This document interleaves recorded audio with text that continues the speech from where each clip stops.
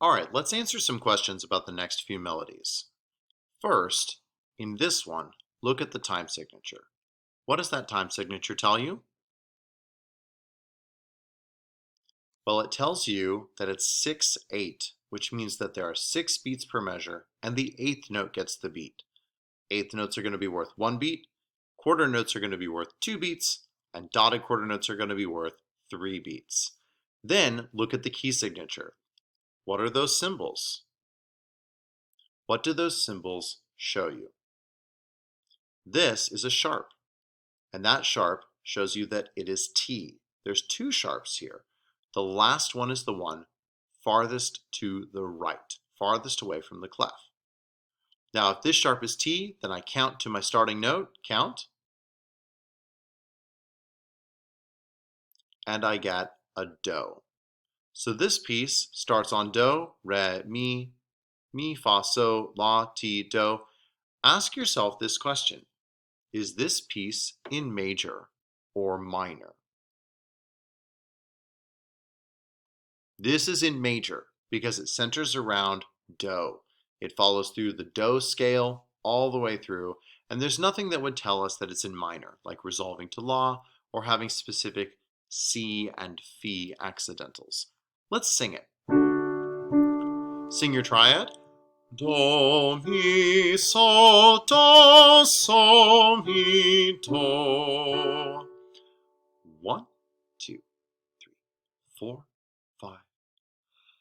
Do, re, mi, fa, sol, la, ti, do. Do, ti, la, so, fa, mi, re, do. So here we have the triad being reinforced as do, mi, so. We have the key of D major. Now in the next one, you answer these questions. We're in the same time signature, but we have a different key signature, which means that our starting note won't be the same solfege syllables it was a second ago. Look at this symbol right here. This is a flat symbol. Think about what the flat tells me and what that means the starting note is. Take a moment.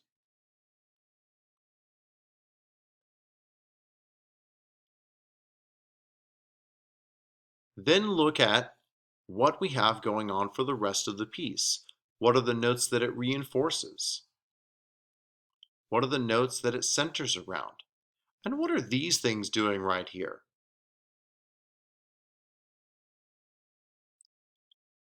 Well, do you have an answer yet? What's the triad that it's reinforcing? What's the scale? It's la, the la triad or the la scale. So that means that it's in a minor key. Now specifically, we need to look at what letter name la is on. La in this case is on the letter D. So what key is it in? It's in D minor. Now the last one was in D major. This one's in D minor. The connection between those keys is what's called parallel keys. They have the same starting note. So before this note, that's our do, and that was D before. See? Right there. But now, that note, it's still D, but it's la in this key. So if we think about what our minor tonic triad sounds like,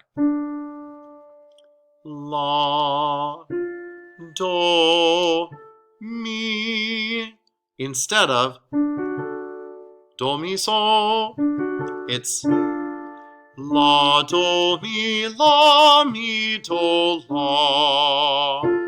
So a different feeling to this. The rhythm is the same, the pattern is the same, but the pitches are different. Now, let's look at this specific passage right here. We have a flat on fa, and this natural is taking the flat away. So it's raising the note to fi. On so, there isn't anything, but this note has a sharp, which means so has been changed to si. And then here we have a natural, which we don't technically need, but it's just a good reminder that that C is back to so. And here we have a flat, which we get, again, don't technically need because of the measure line. But the flat is reminding us that that phi is back to fa. So here we have la, ti, do, re, mi, fi, si, la. La, so, fa, mi, fa, still fa, mi, re, do, ti, la. Let's sing that together. First, sing your minor tonic triad. La, do, mi, do, la. Now let's sing the melody. La, ti, do, re, mi, fi, si, la.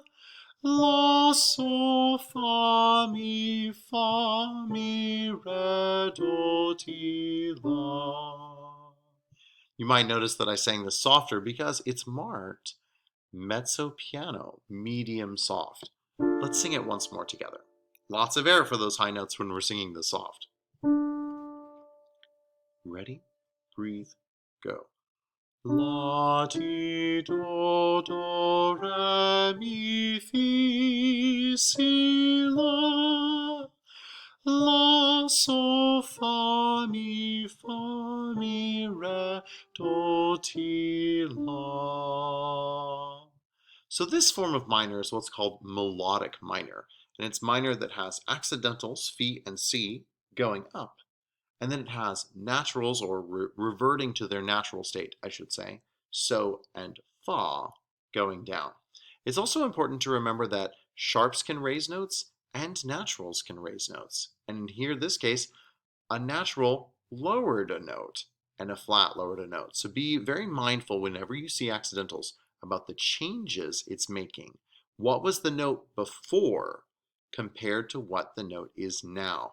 Most of the time when we're sight singing, we don't have to pay a whole lot of attention to key signatures, but whenever we see accidentals, we absolutely do, because we need to know what the note started as before we know what the note is changing to. Next one. We're in 6/8 again. We have a new melody here. Look at your starting notes. Look at your key signature. What is your starting note?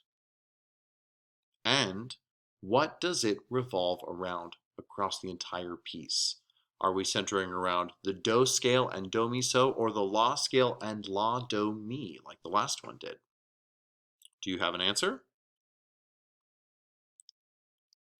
We're centering around the do mi so triad. Look at the beginning. Do mi so do.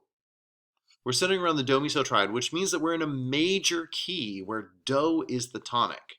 Now, if we look at do, what is the letter name that do is on?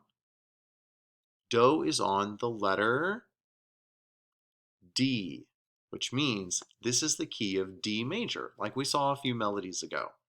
Do you have la in your head from a moment ago? We were just in D minor, the parallel key of D major. Do you have la in your head? Sing la. Now call that note do. Do. Now sing your major triad. Do, mi, so, mi, do. So we were in D major, then we went to the parallel minor, D minor. Now we're back to the parallel major, D major. Let's sing the melody. Deep breath. Ready, and go. Do, mi, so, ti, la, so. Do, ti, la, so, fa, mi, re, do. So very much majory, very much outlining the tonic triad in major and then the major scale going down. Let's look at the next one. So here we have the same starting note and the same basic outline of the melody, but a different key signature, which means it changes our sense of which note is what. So look through. We have a flat in the key signature. What does that tell me? What does that mean my first note is? What is the triad this is revolving around? It's revolving around La, Do, Mi, our minor triad, which means this is in a minor key. And look at the La. What is the letter name of La? We saw this just a moment ago. Well, it's on D, but because it's in minor, it's not D major, it's D minor. Again, it's the parallel key. So we've just been hopping back and forth from D major and D minor. So sing Do from the melody just a second ago. That note is now La. Sing the same pitch and call it La. Now sing your minor tonic triad. La, do, mi, la, mi, do, la. Let's sing the melody. Ready? Breathe. La, do, mi, la, sol, fa, mi. La, sol, fa, mi, re, do, ti, la. So here we've gone back and forth between parallel keys of major and minor. We've analyzed, using the key signature, what our starting note is for solfege. And then we use our knowledge of the letter names on the staff to identify what the key is, remembering that in major and minor, we have Do and La as our tonics. So let's recap.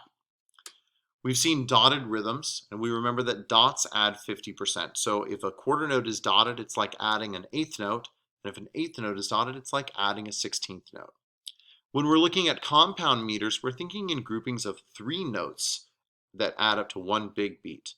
1, 2, 3, 4, 5, 6. When we're looking at parallel major and minor keys, we're looking at keys that start on the same letter name, but different key signatures and different solfege syllables. For example, the last couple we were looking at were in parallel keys between D major and D minor, where D is Do in the major keys and D is La in the minor keys, but both of the pieces centered around D. They're in parallel.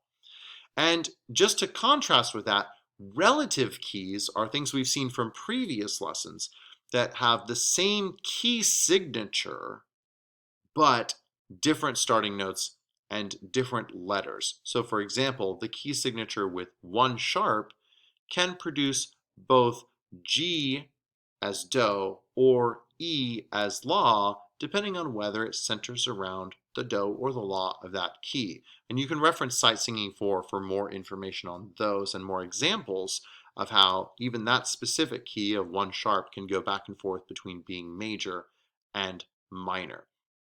It's important to read the key signature, and it's important to see those patterns happening in the music. If you're not sure if something is in major or minor when you read it, don't worry. Just read it, and simply by singing it and by listening to it, you'll have a much better idea as to whether it's in major and minor.